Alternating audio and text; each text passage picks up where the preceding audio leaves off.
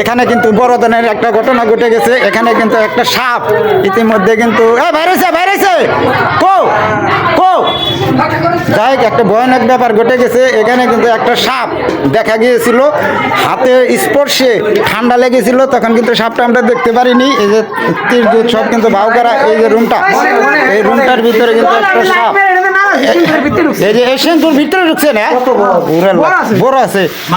প্রথম কিন্তু এবারে যে বউ আছে সে কিন্তু হাতে টাচ লেগে গেছিল, ঠান্ডা লেগেছিল, সে চোখে দেখে নাই, তখন কিন্তু ভাবতে পারিনি যে এখানে সাপ আছে। পরে দেখা গেছে যে ওই যে উলট পালট করার পর, খাট উলট পালট করার পর এখানে কিন্তু সাপ আমরা পাইনি। এখন কিন্তু বাইর হয়ে গেছে সাপ। এই যে দেখতে পাচ্ছেন সিংহের ভিতরে কিন্তু সাপটা ঢুকে গেছে। পরবর্তীতে আমরা দেখতে পেরেছি যে এখানে সাপ আছে। এই না ভাই করা,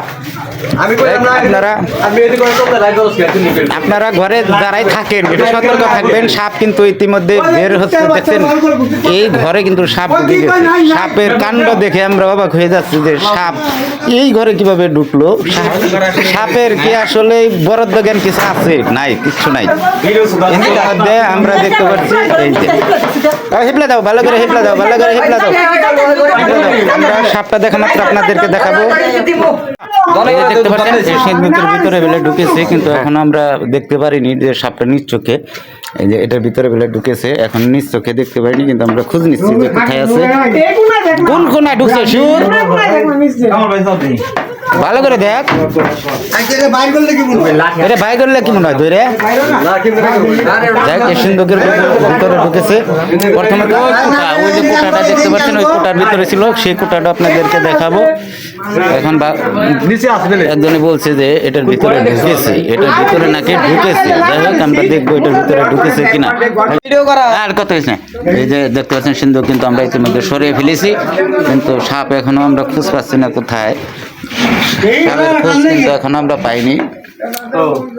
দেখতে পাচ্ছেন সবাই কিন্তু সাপ এত চালাক, কোথায় যে গেছে। প্রথমত এই ঘরটার ভিতরেই কিন্তু সাপের স্পর্শ করেছিল।